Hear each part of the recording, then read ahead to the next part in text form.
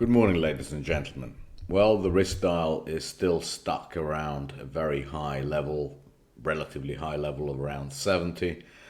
We're still preferring equities to bonds, and I will run through the reasons why that should be. On a technical note, we have now found out what is wrong with the site.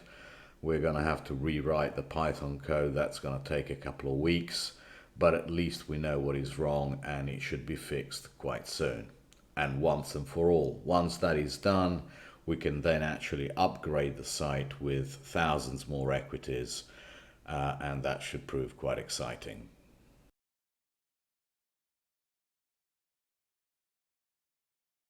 The bond markets, much like the equity markets, net over the week didn't do anything, and the yield curve keeps on slowly flattening. This 2s10s to me is going to break down at some stage, and it's going to break down hard, and it's going to go down towards the 50s. To me, the 2s are just screwed. The short ends of everything are just going to fall apart. A continuation move. And that eventually has to be worrying for the economy, because as the yield curve flattens, it actually is what it's doing is indicating that the economy eventually will falter. But we're a long way away from that, and for the time being, every opportunity the market is taking to flatten the yield curve. Whichever tenure you look at, this is the weekly 5s/30s. You can see what it's doing. It doesn't want to know about steepening. I still think it's premature for it to go and take out the highs, because that would mean imminent recession as far as I'm concerned. But this is the way the market, this is the trend. The trend is that the short ends are getting pummeled and will continue to get pummeled as the Fed becomes more and more hawkish. And that is eventually going to do the job. It will reduce inflation. It's certainly reducing inflation expectations even now.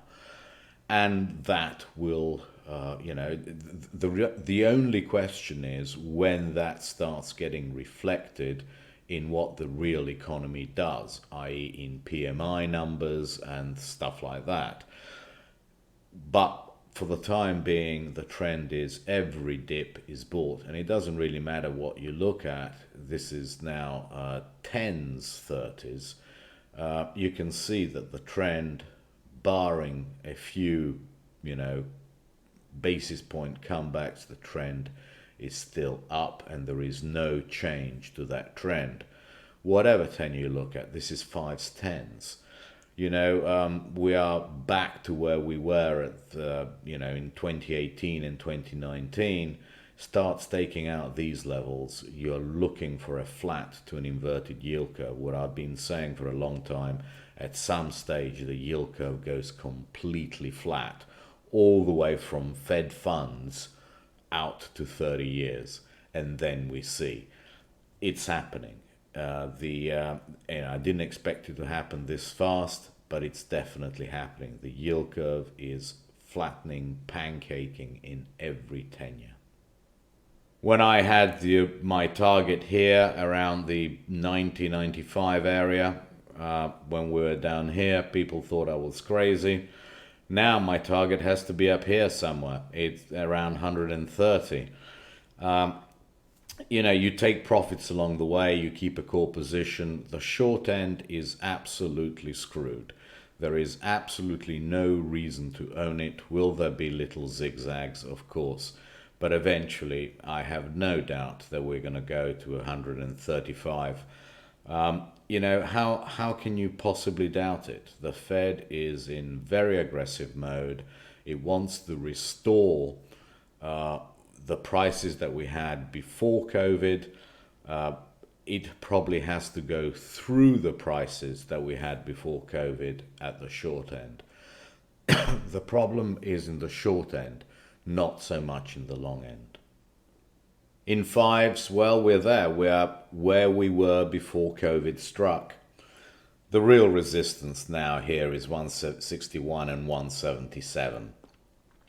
those are the areas that people will be starting to get long of these things, I think, because the problem shouldn't be so much in the longer end, and we have, this is a weekly chart of the tens. You can see that we're very much where we were before COVID struck. I don't expect it to go much through here. I expect some sideways trading. Here we are, 2013, 2016. You can see how important this 203 level is. I think it's going to be very, very difficult for tens to break 203. We are in the longer end at areas that have value. If we look at 30s, we are probably going to go and fill this gap here around 224, but that's only another 10 basis points. The problem is not at the long end. What the Fed is doing is actually engineering a soft landing. I wish them luck. I hope they succeed. But that indicates to me that you don't want to be short of the long end. If we look at TLT, we have this massive trend line in place, which has held for almost centuries. It feels like this is an area of value around this 142 area, as I've said a couple of times. Only if it starts going through there massively, and this trend line which has held for 30 years, are we in problem. This is an area where you do not want to be short of TLT and the longer end. I'd rather be short below it than above it. Risk reward says keep away from being short in 10s and 30s within the next 10 basis points, and look to transfer those shorts very much into A, Europe, and B, the short ends. I think that this chart is assuming more and more significance. This is the difference between 10-year yields in Germany and 10-year yields in the US. It keeps on trading around this 182 level, and the market is positioned very much for a continuation move, i.e. that higher yields in the US relative to Europe. I think the real question is what happens when it breaks down, or if it breaks down rather. You will have read that even the Bank of Japan is thinking about how to de-anchor their zero yield for the tens, i.e. they want the 10-year note to start trading higher. And where are we in Europe? Well, we'll see. We're very much at zero. If I am correct, and in the next 10, 15 basis points, the US stops going up, what is that going to mean for Europe? Does it mean that Europe starts catching up to the big move up we've had in the US? Inflation is a global problem. We either have a global problem or we don't have a problem at all. I don't think the ECB will manage to stay behind the Fed for much longer than, let's say, 6 months. And actually what is happening, and it's going to be quite clear, is that the yield curve in the US is at the moment, it is flattening, and in Germany it's steepening. People are anticipating a hike from the ECB at some stage. They just don't know when, and therefore they're fleeing first the longer end, and when they have a more clarity about the timing, they will flee the short end. Again, the real danger at some stage becomes the very short end of Europe. That could see a massive move, and I'll analyze that next. This is a chart of the Schatz, the 2-year in Germany, and as you can see, it's been in a trading range. This is going all the way back to 2020, and we can go back even more. I mean, we can go back to what is this? This is 2018. You can see that it's basically been in a huge range between minus 75, let's call it, and minus 50. Is it going to remain in that range? Well, at some stage it's going to bust straight through. Just think about the situation. The situation is one in which the ECB is holding rates negative, and at some stage, if they abandon that policy, and indications are that there is more and more pressure on them, there's continued pressure on them to do so, the holders of this, of 2-year notes at negative yields, who are they going to sell it to? The only reason why anyone is holding this is for regulatory purposes. There is no retail involved. There are no fundamental holders of 2-year notes at minus 70 or in minus 50 or in minus anything. When that moment comes that the ECB gives the hint that they're going to abandon their current policies, you won't see this for dust. Think about the technicalities of the trading. As I said, there are no fundamental holders, so the dealers get hit with stuff and they sell it on to who? Other dealers who try to find the regulatory holders of it, or the ECB. If the ECB is no longer there, you will get one day in which this moves 30, 40, 50 basis points. And that is the big danger. All the danger is that we break out. When will we break out? Who can tell? At the moment, the yield curve is steepening, but this is such an asymmetric trade. You can lose 20 basis points, or you can make probably 100 basis points. So to me, it's a no-brainer. Every time it comes back, this is very much a sell in the shats. It's a sell in the bobble. The bunds are already doing the thing that, as I said, people are steepening the curve in Europe because they don't know the exact timing of the ECB. When we get that hint that we're getting the timing, the Euribor, the shats, the bobble are not going to be seen for dust. They're going to be such huge moves that unless you're positioned before they come, there's no chance you're going to catch them. Absolutely no chance. If we have a look at a weekly chart, and I don't know how far back that goes, here we are. When we bust through this minus 48 level, it's going to go to here. It's going to go to 0. Basically that's where it's going to go. It's going to go to 0.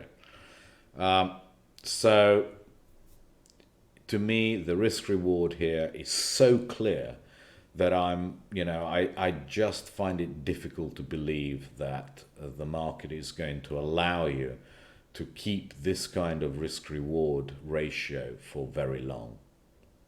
All the European charts are very clear. There is no way that we're going to stop around here. The ECB is trying to hold it. The ECB is trying to jawbone it down. They will probably do some buying at some stage to knock it back down and not let it go through these levels. But as you can see, we are in a absolutely massive bottom that I have no doubt that in the bubble we will trade around 0 very soon. I mean very soon, in the next 6 months kind of thing. The yield curve there is steepening, and you can see that from the fact that the German bunds, and this is the bunds, they're now breaking. They're now on the door of 0. I'm sure the ECB is going to do some kind of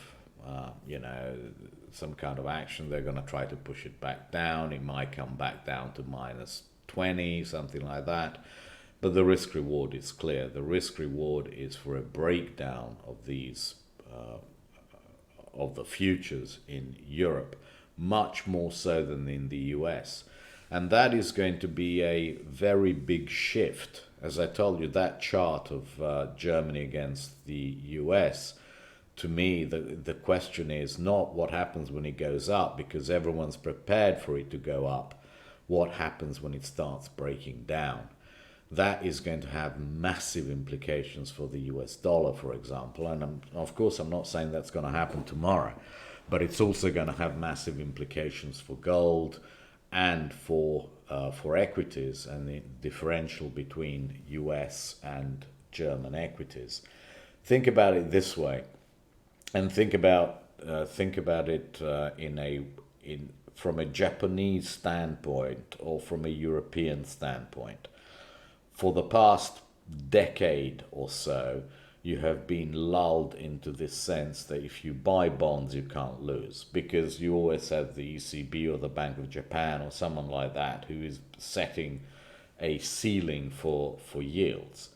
That means that you don't really have any kind of incentive to go up the equity curve, the risk curve, sorry. What does that mean? That means that you've been lazy for a decade. Do you even know how to not be lazy? These are big shifts in psychology and in trading that are going to have massive repercussions in the longer term. I'm mentioning them now. I keep on mentioning them because I think this is going to be almost the opportunity of a decade. If we look at the French chart, which actually to me has always been the clearest. This is a weekly close above all the levels that we've had ever since COVID started.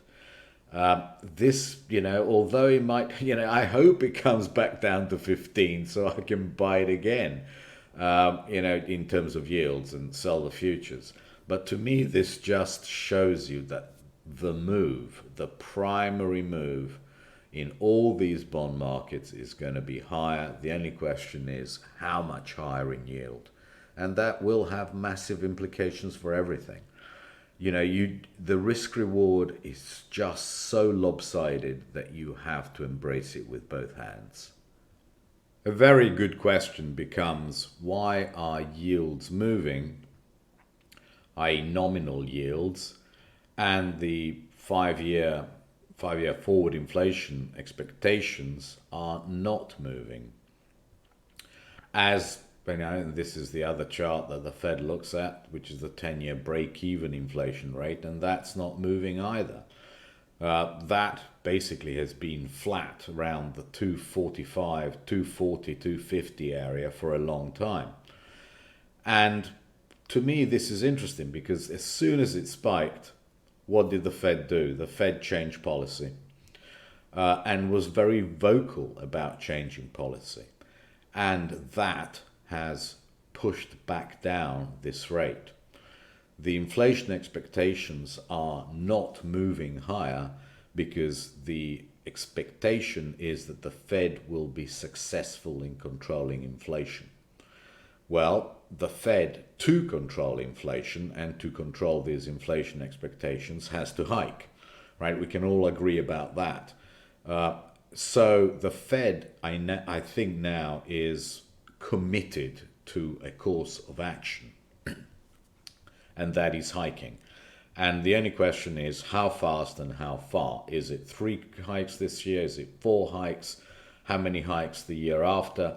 It really doesn't matter, as long as the Fed keeps on acting to the minimum that the market expects and keeps on jawboning the markets and saying, yes, we are very much concerned about inflation. These expectations of inflation are not going to move. The problem will be if they start moving higher despite what the Fed is saying. So put another way, what is happening is that the nominal rates are catching up with the 5-year forward inflation expectations, which are around 210. What are 5s? They're still 50 basis points below. What are 10s? They're still 15 basis points below. What are 30s? They're right on top of it. And that is why the yield curve, I think, will continue to flatten. The primary trend is going to be for a continuation of a flat yield curve. And one day, I really would not be surprised to see the yield curve flat at 2%.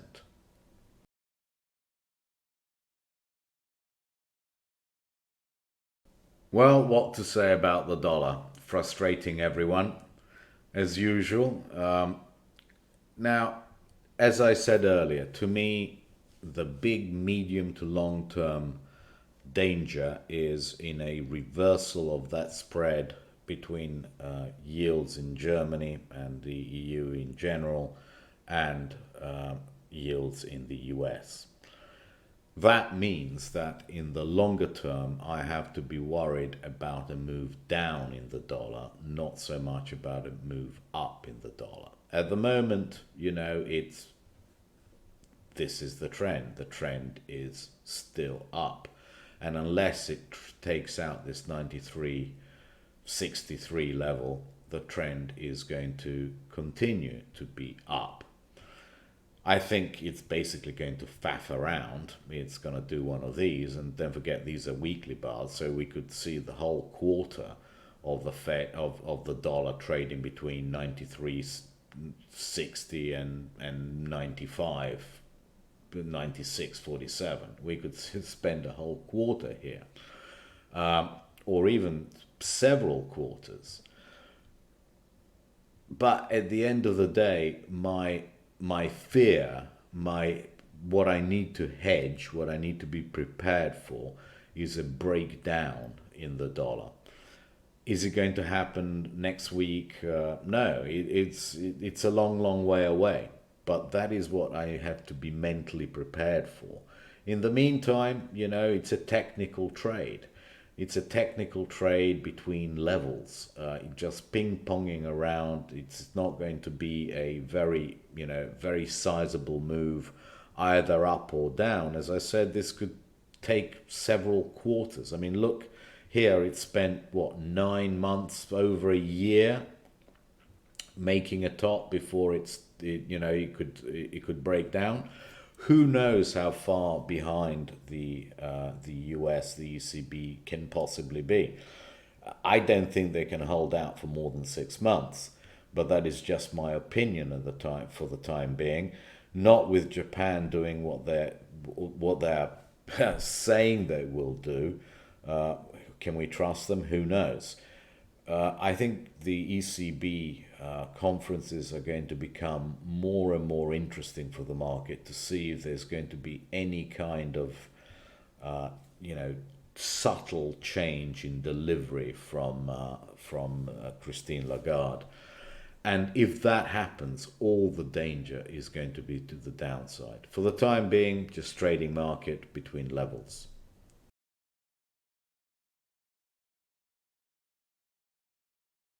Gold, I want to start with a monthly chart. And to me, where we close in the next couple of months, is very, very important. 1829, 1839.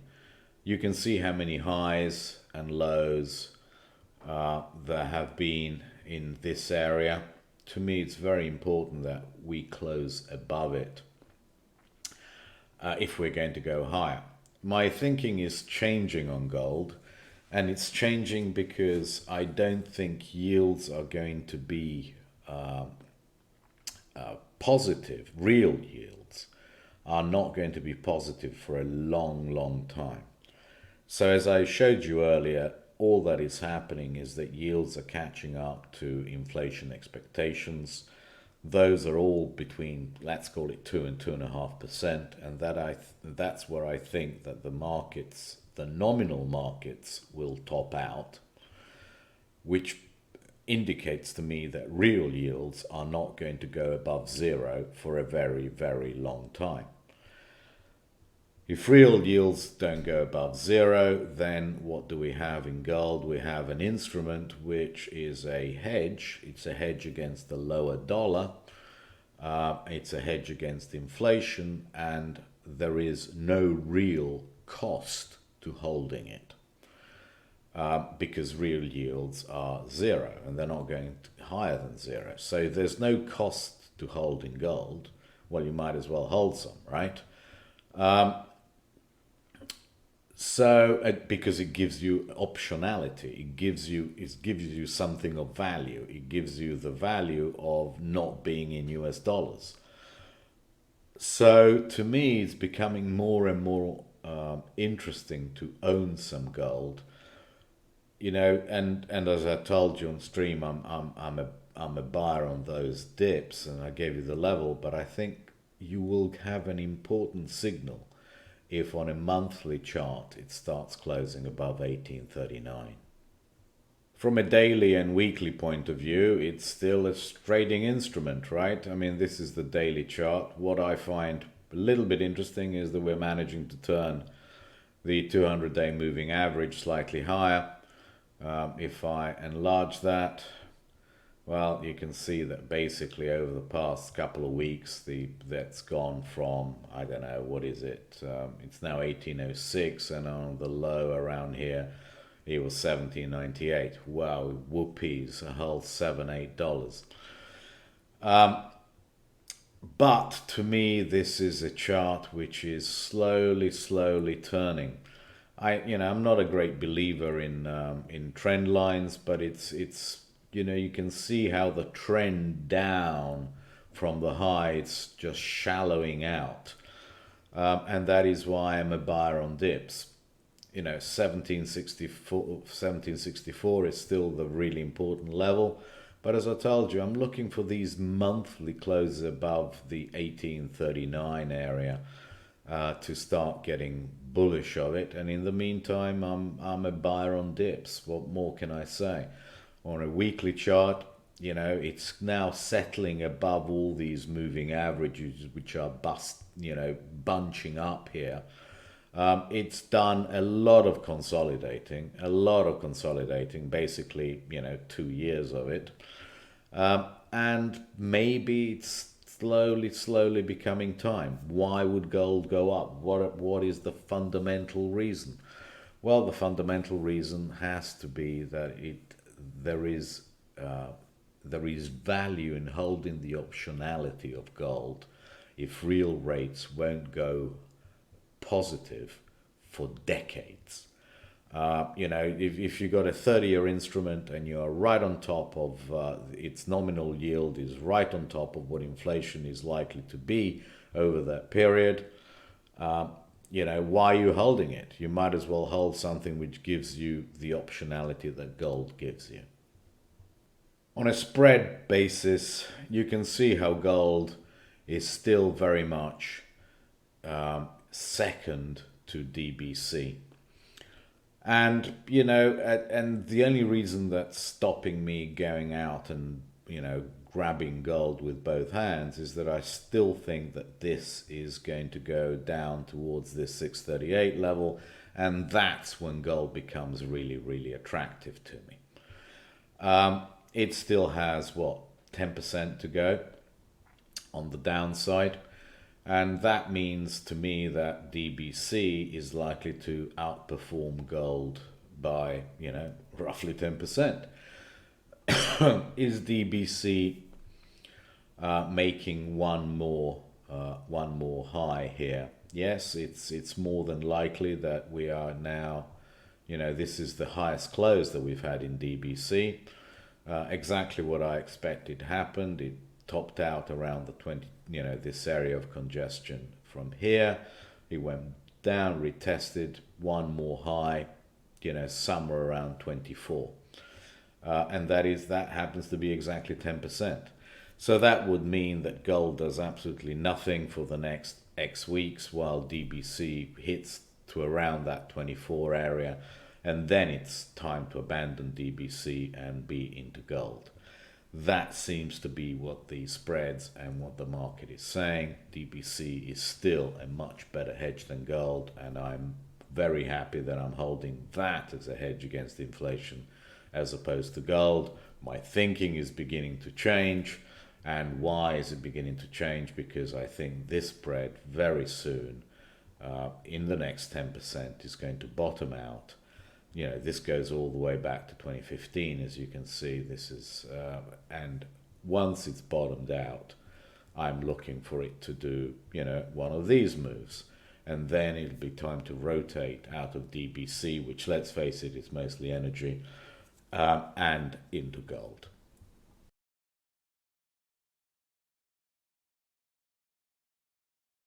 Well, what did XPX do last week apart from frustrate everyone? My favorite 195-minute period chart. Um, you know what surprised me on Friday? It surprised me we didn't even test the lower Bollinger Bands.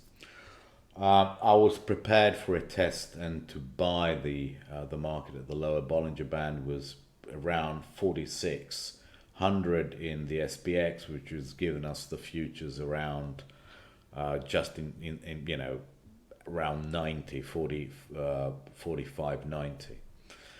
Um, it didn't happen, and then in the last hour they took it right back up to the highs.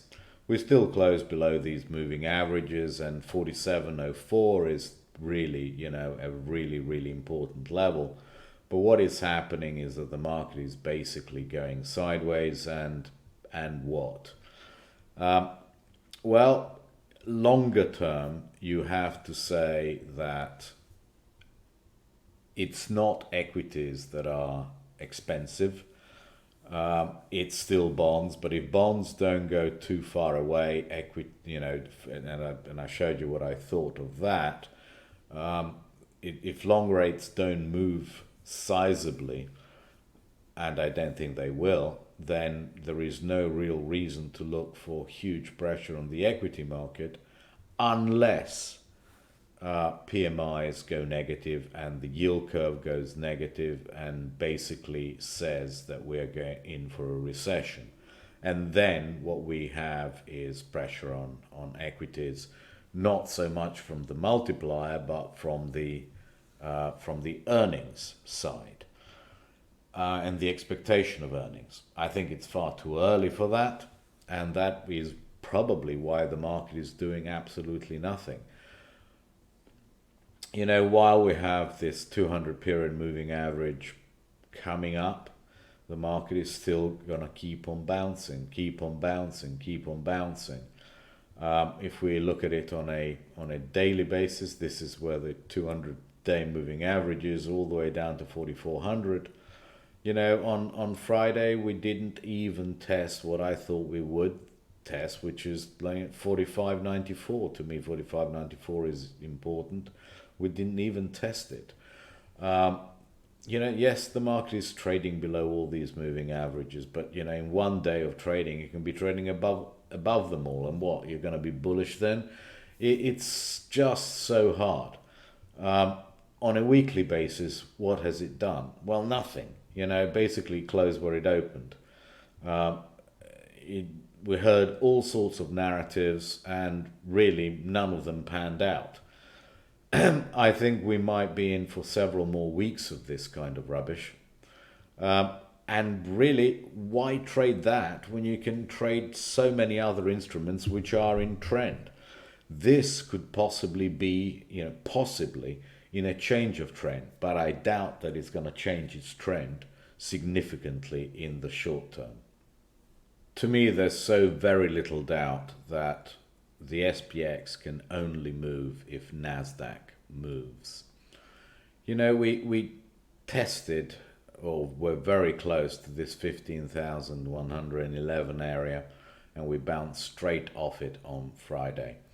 Uh, this is the clearest chart again, the 195 minutes on the NDX.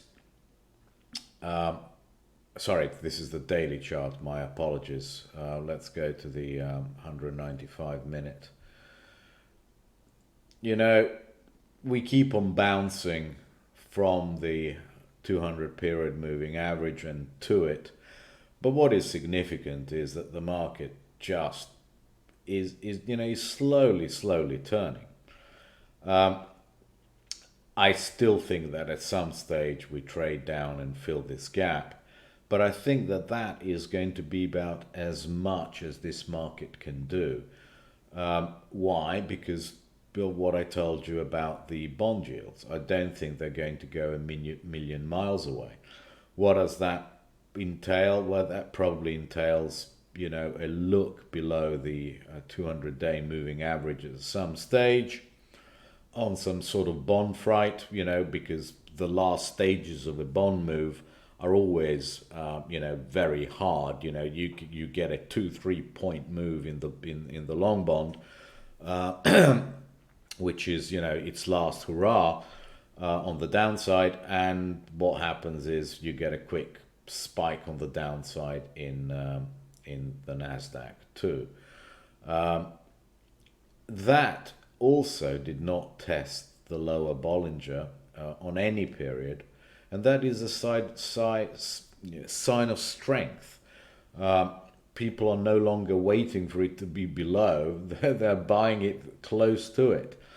But as long as it doesn't start breaking that back on the 195, as long as it doesn't start breaking 16,400, I can't even begin to think of being long of it.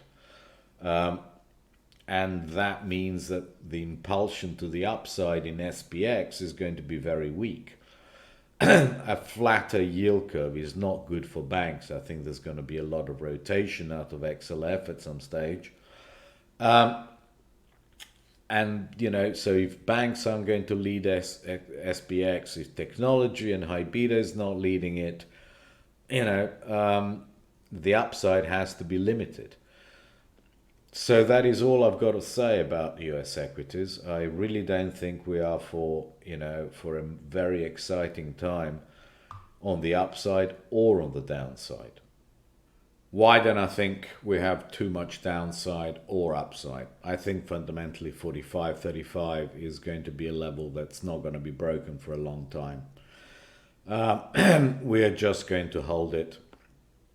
And I don't think that the expectations are going to go too far away from here. People are going to be too afraid of the Fed, bond yields, and what that might do to the economy. So I don't think the expectations for forward earnings, i.e. these blue lines, are going to ascend very steeply. And therefore that gives you a little bit of stability rather than anything else. Why the stability? Well, I think that the stability is here because relative to 10-year yields, we're quite good, right? We're nowhere near these lower zeros. We are well above the choice that you have, which is effectively, do you hold 10s, 30s, or which very much the same kind of thing in yield terms, or do you hold equities? It still seems to me that the preference, given this chart, is to hold equities. What happened in Japan? Well, very much the same as in Europe and in the US, nothing. On a week-to-week basis, well, we closed like nothing lower. We're still holding 28,180, which I think is very important. We're still holding just 28,330 on the dailies, which I think is important. Overall, I think stability in Japan too. This one is going to be interesting at some stage. What do the Japanese do if it's true that 10-year yields the Bank of Japan is going to allow them to become de-anchored from zero? And I think that after a period of not knowing what to do, the Japanese are going to come to the obvious conclusion that it's better to own equities than something that's giving you a negative real yield. And then I think we will see the Nikkei perform. What is interesting to me is that longer term I'm becoming more and more attracted, and sort of for the nth time, I might be wrong, to EEM, because the thinking goes like this. If the US returns are going to be relatively stable in terms of equities. And if the big danger at some stage is a reversal of yields in Europe, and therefore a move lower in DXY, and bonds top out within the next 10, 15, 20 basis points, who cares? The point is that it doesn't go parabolic higher. Then what you are actually interested in is owning the stocks with the lowest PE, because they're the ones that are going to go highest when the market readjusts. And really, let's see what this EM market has done. It went up. These are weekly charts, by the way, so be mindful of that. It came down, tested the 38.2% retracement, this very important level at 47.93, and over the course of the past month, they have bounced 5%, while the US has done absolutely nothing. It's becoming attractive. It's becoming attractive. Why not diversify some into EM? I see absolutely no reason not to. And if we look at the spreads, they're not unattractive in terms of levels. This is the spread against US. Can we have a little, we buy the dip, can we have a bounce up to 12 from 10? Well, that would be 20%, okay? So yes, we're a very long way away from the 200 day moving average, 200 week moving average, sorry. Could we have a bounce over the course of the next 6 months? It would make sense to me. Fundamentally, that would make sense. Europe, as boring as anything, but it's holding every single important level, 42, 43. I think we might have one more. If the SPX has another look at that 45, 35 level at some stage because of some little panic, we might get down to 41, 41, but that's about it. I don't think this market is going to bottom out. I mean, if we look at really where it's trading exactly the same level as it traded in August of last year. It's basically done 6 months of nothing, DAX 6 months of nothing.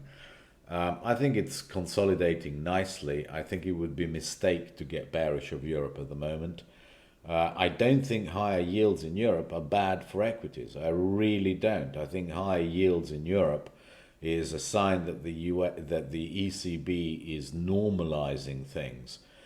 Normalization is really not bad for equities. I really can't see that would be an argument to sell European equities. I don't know if you agree, but I think normality actually boosts equities rather than, because people can no longer be lazy. They can't just invest in these very boring European bonds and meet their benchmark. They have to do something different. They can no longer meet benchmarks by just investing in bonds. They have to become active.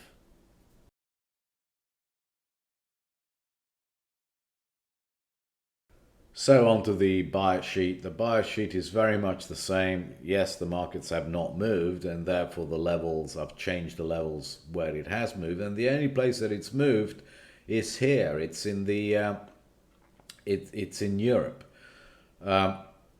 and that tells me that at some stage my fundamental view that these are all a big sell is going to be very rewarding.